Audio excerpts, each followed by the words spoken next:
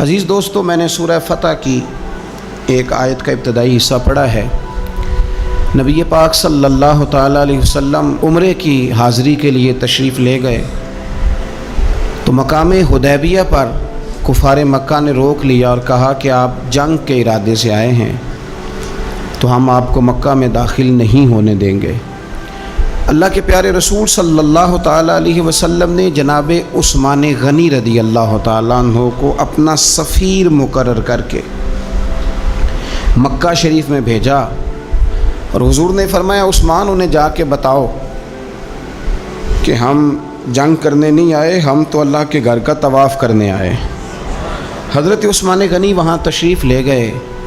کفار مکہ نے جناب عثمان غنی کو روک لیا اور سب سے پہلی بات تو یہ کی کہ آپ اگر طواف کرنا چاہیں تو کر لیں، صحیح کرنا چاہیں تو کر لیں، عمرہ مکمل کر لیں، لیکن ہم نبی پاک صلی اللہ علیہ وسلم کو نہیں کرنے دیں گے۔ تو حضرت عثمان غنی کہنے لگے تم کیا سمجھتے ہو میں مدینے والے رسول کے بغیر عمرہ کر لوں گا؟ میں اسی دن کروں گا جس دن میرے نبی پاک صلی اللہ علیہ وسلم کریں گے۔ یہاں بھی کچھ صحابہ نے کہا مقام حدیبیہ میں کہ عثمان کو اللہ نے موقع دے دیا ہے، وہ تو راج راج کے کعبے کی زیارت کریں گے اور وہ کھل کے طواف کریں گے، وہ صحیح کریں گے، وہ حجر اسود کے بوسے لیں گے۔ صحابہ یہ باتیں کر رہے تھے تو حضور غور سے دیکھ رہے تھے۔ جب بات ختم ہوئی تو فرمایا فکر نہ کرو میرا عثمان، میں فکر نہ کرو میرا عثمان میرے بغیر طواف نہیں کرے گا۔ ہاں مجھے کیا غرض تھی نماز سے، مجھے کیا خبر تھی سجود کی، یہ تو تیرے نقش پا کی تلاش تھی جو جھکا رہا میں نماز میں۔ اور اقبال کہنے لگے اذاں تو ازل سے تیرے عشق کا ترانہ بنی، اور نماز تو اس کے نظارے کا ایک بہانہ بنی۔ وہاں سے خبر موصول ہو گئی کہ حضرت عثمان غنی کو شہید کر دیا گیا۔ اگرچہ نبی پاک صلی اللہ علیہ وسلم کے علم میں تھا کہ عثمان کو شہید نہیں کیا گیا، لیکن جب خبر آئی تو صحابہ میں جوش پیدا ہو گیا، ہم جہاد کریں گے، ہم ان سے لڑیں گے، بدلہ لیں گے۔ جو اچھا لیڈر ہوتا ہے وہ قوم کے جذبات ٹھنڈے نہیں کرتا بلکہ جذبات کو صحیح رستہ دکھاتا ہے۔ وہ جب صحابہ میں جوش پیدا ہوا نا کہ عثمان غنی کا بدلہ لینا ہے تو نبی پاک صلی اللہ علیہ وسلم نے ایک درخت کے نیچے سب کو بلایا، فرمایا میرے ہاتھ پہ بیعت کرو کہ تم جہاد کرو گے اور جہاد میں ثابت قدم رہو گے، میرے ہاتھ پہ بیعت کرو۔ اب سب لوگ آئے کہ ہم جہاد کریں گے، ثابت قدم رہیں گے، عثمان کا بدلہ بھی لیں گے۔ وہ بیعت تھی کہ کیا نرالا رنگ تھا، اور حضور کو پتہ تھا، وہ بھلا کس دلیل سے پتہ تھا؟ جب سے اب صحابہ بیعت کر چکے نا، اب جو آدمی شہید ہو جائے اس کی تو بیعت نہیں نہ ہوتی، لیکن نبی کریم نے اپنا دست مبارک کھڑا کیا، فرمایا بھی یہ میرا ہاتھ ہے اور یہ میرے عثمان کا ہاتھ ہے، اور یوں ہاتھ پہ ہاتھ رکھ کے فرمایا لو میں عثمان غنی کی بھی بیعت کرتا ہوں، عثمان غنی کی بھی بیعت کرتا ہوں۔ اب وہ صحابہ کے اندر جذبہ، وہ شوق، وہ حضرت عثمان کے لیے پیار، وہ جہاد کے لیے تڑپ اللہ تعالیٰ نے بیان کیا۔ کیا انداز ہے! فرمایا لقد رضی اللہ عن المؤمنین اذ یبایعونک تحت الشجرہ، محبوب بے شک اللہ ان مومنوں سے راضی ہو گیا ہے جو درخت کے نیچے بیٹھ کر آپ کی بیعت کر رہے تھے۔ اللہ ان اہل ایمان سے راضی ہے۔ میرے نبی پاک علیہ السلام نے فرمایا جن جن نے وہاں بیٹھ کر میرے ہاتھ پہ بیعت کی تھی، اس آیت کے بعد اللہ نے وعدہ کر لیا ان میں سے کوئی بھی دوزخ میں نہیں جائے گا، سارے جنتی ہو گئے۔ سن لو بات، اس کو اچھی طرح سمجھ لو، اچھی طرح۔ یہ قرآن مجید ہے، یہ خاص نقطہ ہے، اس کو اپنے دل میں جگہ دینا۔ انہوں نے جہاد کیا نہیں،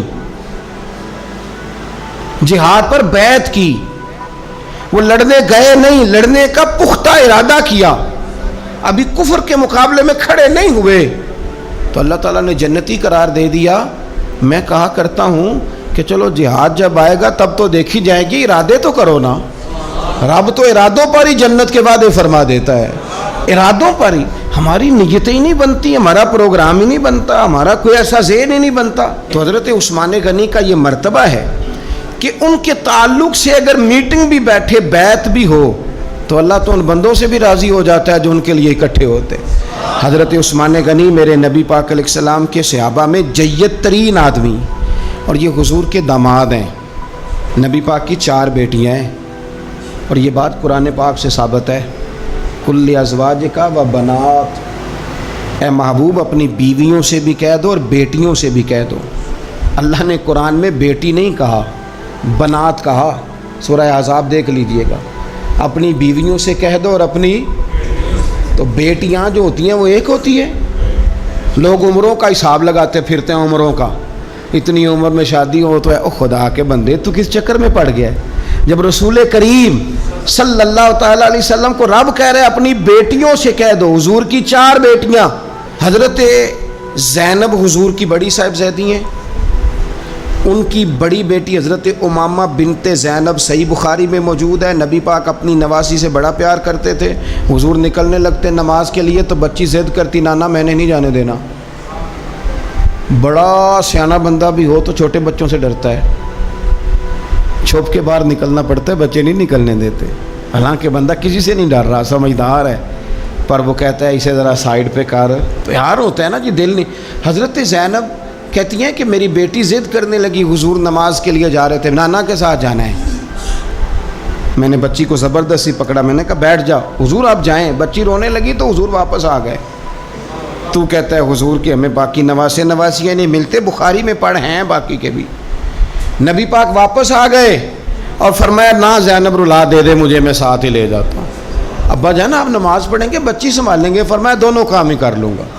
حضور لے آئے جناب امامہ کو، اللہ اکبر کہہ کے نیت باندھی تو یہاں نواسی کو اٹھایا ہوا ہے، گویا نماز بھی ہو رہی ہے اور نواسی کی دل جوئی بھی ہو رہی ہے۔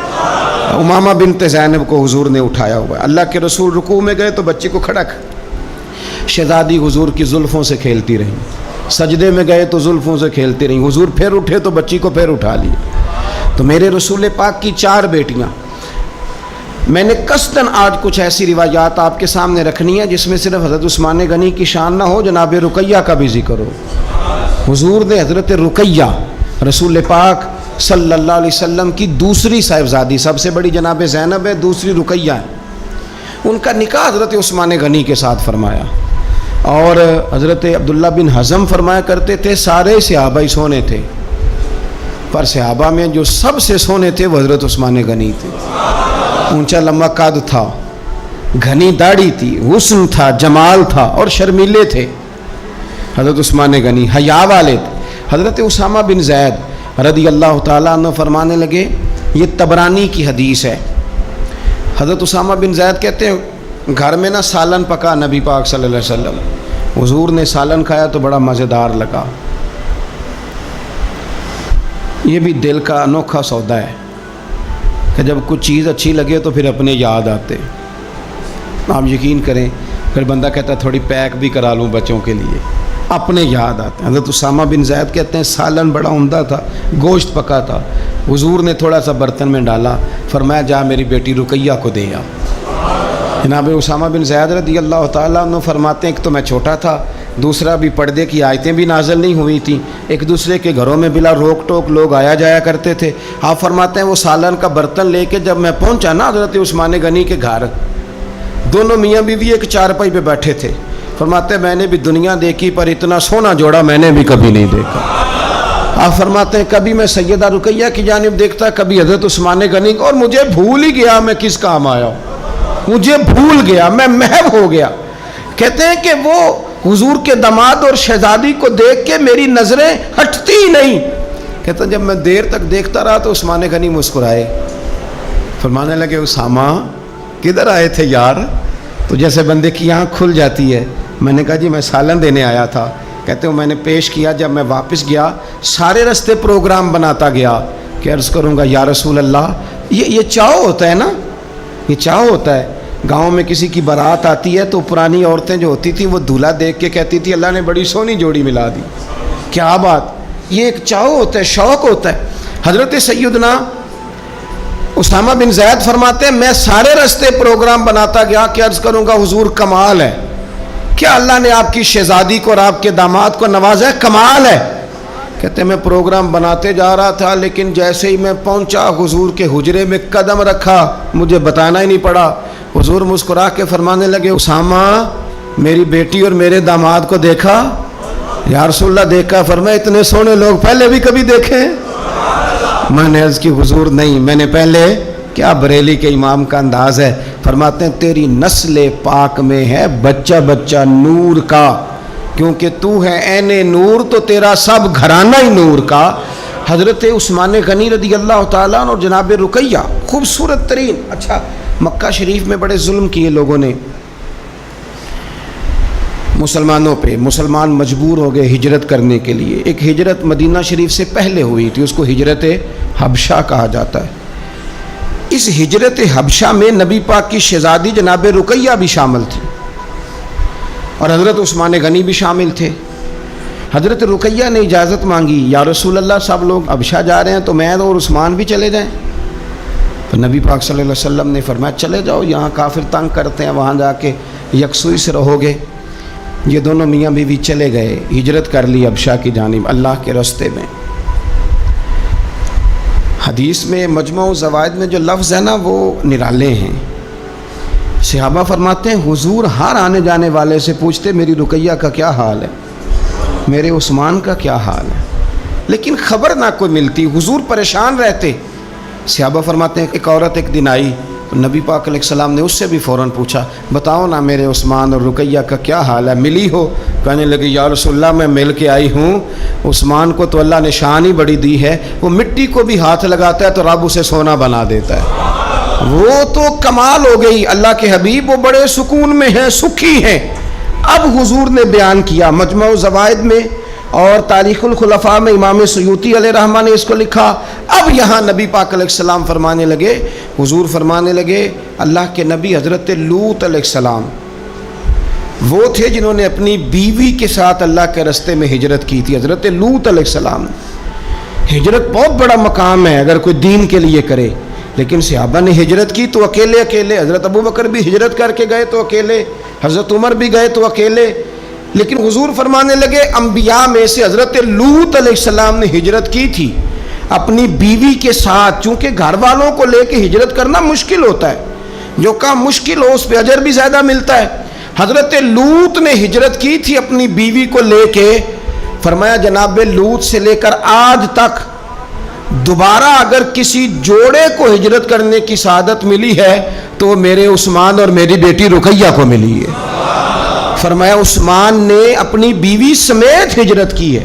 حضرت لوط علیہ السلام سے لے کر عثمان غنی تک. اگر کبھی آپ اس پہلو کو سمجھیں تو بڑا ذائقہ دے گا کہ گھر بار چھوڑا ہے, ہر چیز قربان کی ہے. کس لیے؟ اللہ اور اللہ کے رسول کے لیے. تو یہ پہلا نبی پاک صلی اللہ علیہ وسلم نا اس جوڑے سے پیار کرتے. حکمتیں ہمارے ہاں پتہ کیا ہوتا ہے, کچھ دکھ نا ہم نے جان بوجھ کے گھڑ لیے ہیں, وہ دکھ نہیں ہیں جان بوجھ کے. مثلا ابا جی گئے بیٹی کے گھر میں شادی کے 2-4-5 مہینے کے بعد, تو واپس آ کے ابا جی رو پڑے. کیا ہو گیا جی آپ کو؟ کہتے ہیں اوہو میری دھی تے اتنے کام ہی بڑے کر دی پئی, میں نے بڑی لاڈوں سے پالی تھی, بڑی لاڈلی تھی, وہ میں گیا ہوں چولہے کے آگے کھڑی تھی.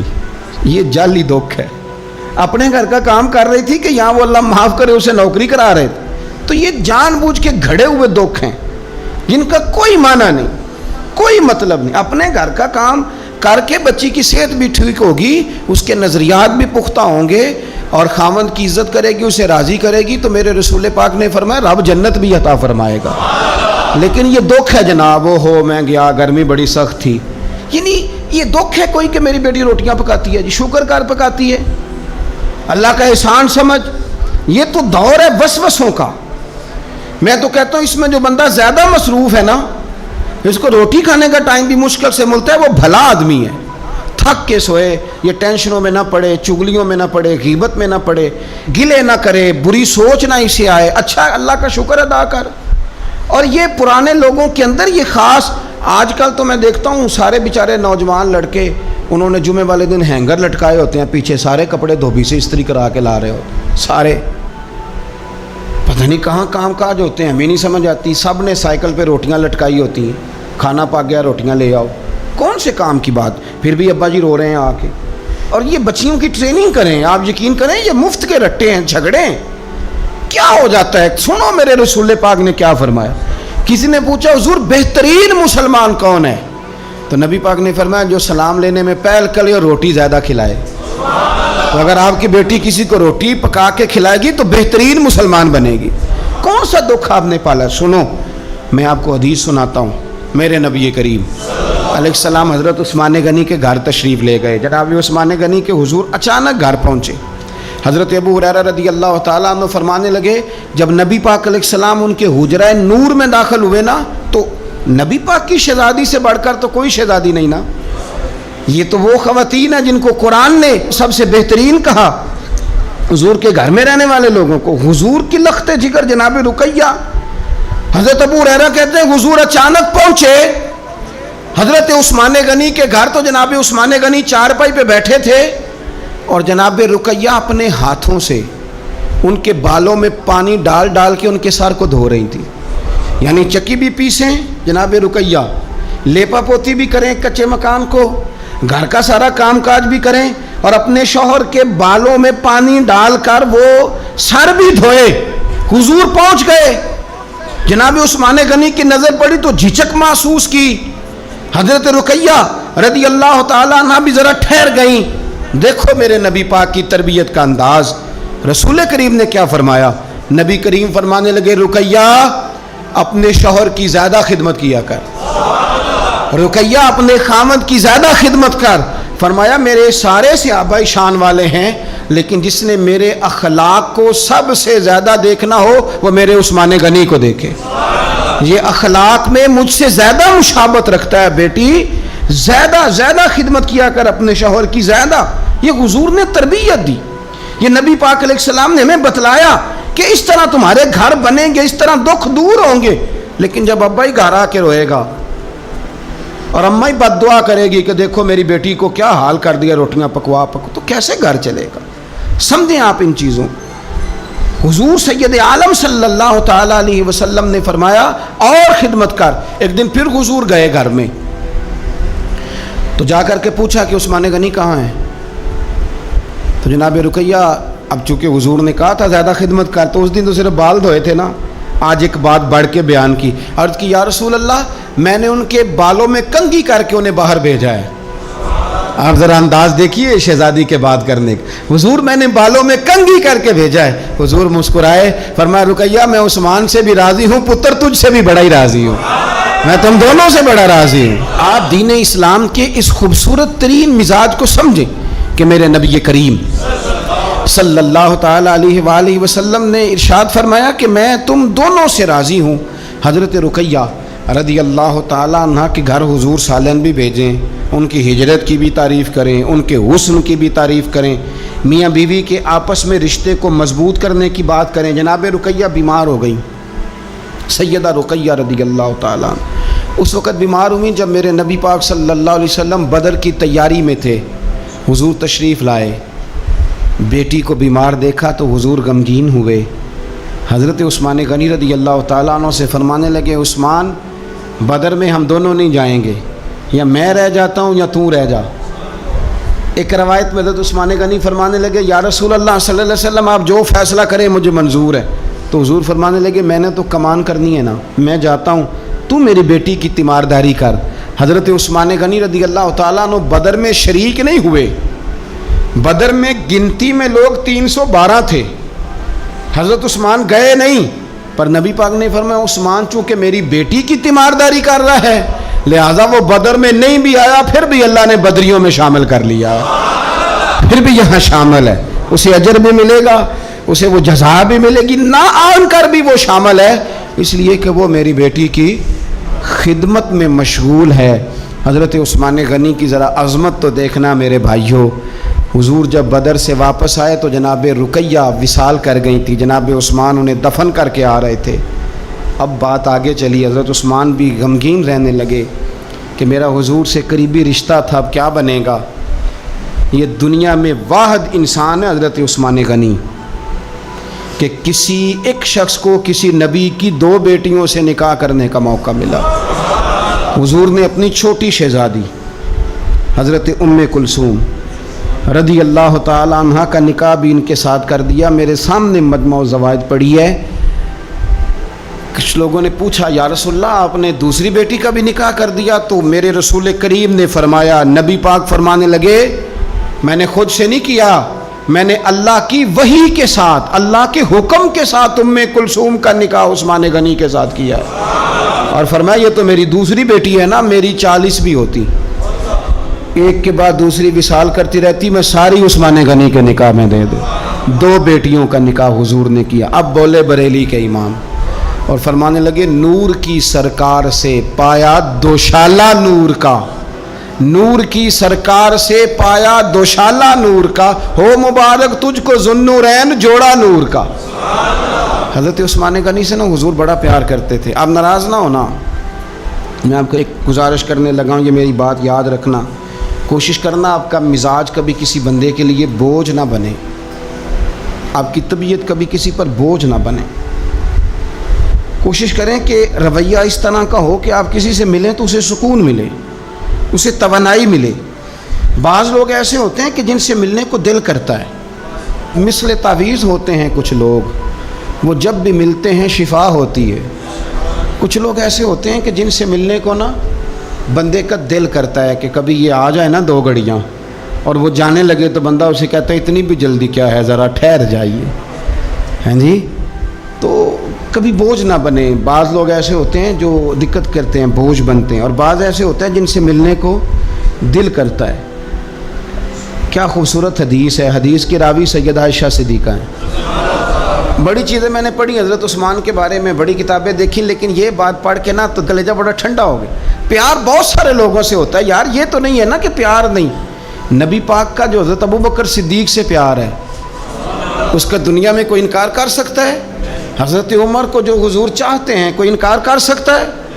اور مولا کائنات شیر خدا جن کو حضور نے فرمایا کہ جدھر علی ہوتا ہے حق بھی خود بخود ادھر ہو جاتا ہے، حق مڑ جاتا ہے جدھر علی مڑتا ہے، اتنا بڑا، اور فرمایا من کنت مولا فعلی مولا، جس کا میں مولا علی بھی اس کے، تو یہ کوئی حد ہی نہیں ہے۔ حضرت مولا علی سے حضور کے پیار کی کوئی حد ہی نہیں ہے۔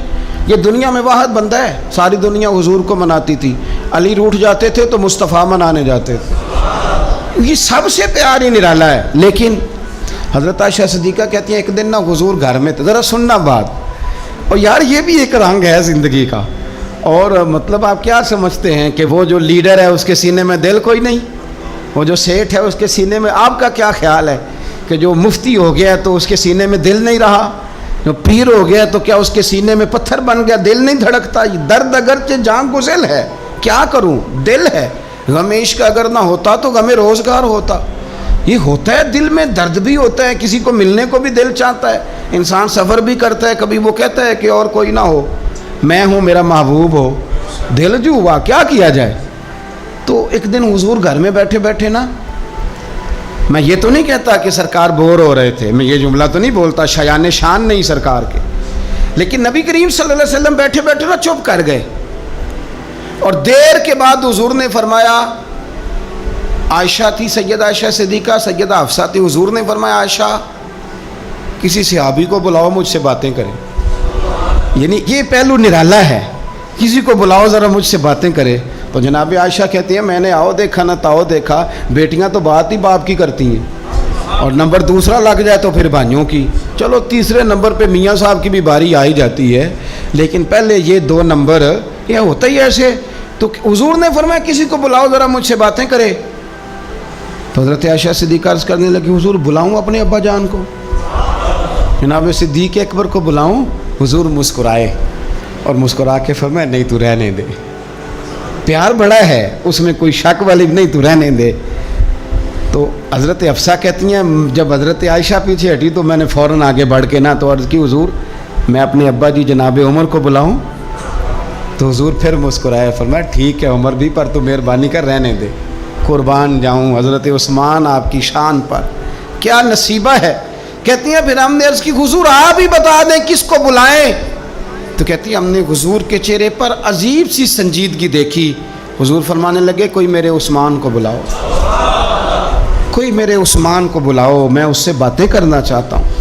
کہتی ہیں پیغام چلا گیا، عثمان آ گئے، پردہ گر گیا، بیویاں اندر چلی گئیں، حضور نے پہلو میں بٹھا لیا، میرے نبی نے ماتھا بھی چوما، حضور نے پیار بھی کیا، اور فرمایا عثمان اس دن ثابت قدم رہنا جس دن لوگ تمہیں شہید کریں گے، عثمان اس دن ثابت قدم رہنا جس دن فتنے اٹھیں گے، اس دن ثابت قدم رہنا جب لوگ تیری قمیض اتارنا چاہیں گے جو اللہ نے تجھے پہنائی ہوگی۔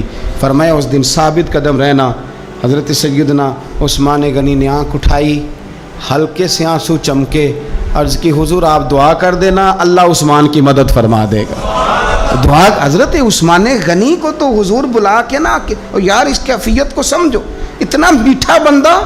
حضرت عثمان غنی بالکل نرم مزاج آدمی تھے، ٹھنڈی طبیعت کے تھے، لیکن حضرت عائشہ کہتی ہیں حضور لیٹے ہوئے تھے تو ذرا پنڈلی سے نا تامت مبارک کٹی ہوئی تھی، یہ بخاری مسلم ہے۔ حضرت ابو بکر آئے، حضور لیٹے رہے، بات چیت ہوتی رہی۔ جناب عمر آئے، لیٹے رہے، بات ہوتی رہی۔ کسی نے کہا حضور عثمان آ گئے، حضور اٹھے، تامت سیدھی کی، اٹھ کے، حالانکہ بندہ نرم مزاج ہے سب سے، رسول کریم نے تامت مبارک کو سیدھا کیا، لوگ بیٹھے رہے، باتیں ہوئی، چلے گئے۔ سیدہ عائشہ صدیقہ کہتی ہے میں نے کہا یا رسول اللہ میرے ابا جی بھی آئے، آپ لیٹے رہے، عمر بھی آئے، آپ عثمان کے آنے پر تو نے بڑا اہتمام کیا۔ تو حضور فرمانے لگے عائشہ اس سے حیا نہ کرو جس کی فرشتے بھی حیا کرتے ہیں۔ اللہ کرے آپ کو سمجھ آئے، میں بات ختم کرنے لگا ہوں، یہ حدیث پڑھنی ضروری ہو گئی تھی۔ اور اس کی حیا نہ کرو جس کی فرشتے حیا کریں، جس کی مصطفیٰ حیا کریں۔ وہ کتنا نالائق امتی ہے جو اس عثمان کی حیا نہ کرے، وہ کتنا نالائق ہے جو پھر اس عثمان غنی کی حیا نہ کرے۔ ہمیں ہر موقع پر سیدنا عثمان غنی کی حیا کرنی۔ حضرت عثمان غنی کی زندگی کے 3 پہلو بڑے نمایاں ہیں، 3 پہلو بڑے۔ ایک تو حضرت عثمان غنی رضی اللہ تعالیٰ عنہ بہت زیادہ سخاوت کرنے والے تھے۔ میں نے جو لفظ کہے سوچ سمجھ کے کہے، یعنی زیادہ نہیں، بہت زیادہ سخاوت، بہت زیادہ سخاوت۔ اور دوسرا بہت زیادہ شرم و حیا والے تھے۔ فرماتے تھے باتھ روم کے اندر بھی کپڑے اتار کے غسل نہیں کرتا، شرم و حیا والے تھے۔ اور تیسرا اللہ سے بہت زیادہ ڈرنے والے۔ یہ 3 خوبیاں جس مسلمان کے اندر پیدا ہو جاتی ہیں وہ ایک خوبصورت مسلمان بن جاتا ہے۔ اللہ ہمیں ان کے رستوں کا مسافر بنائے۔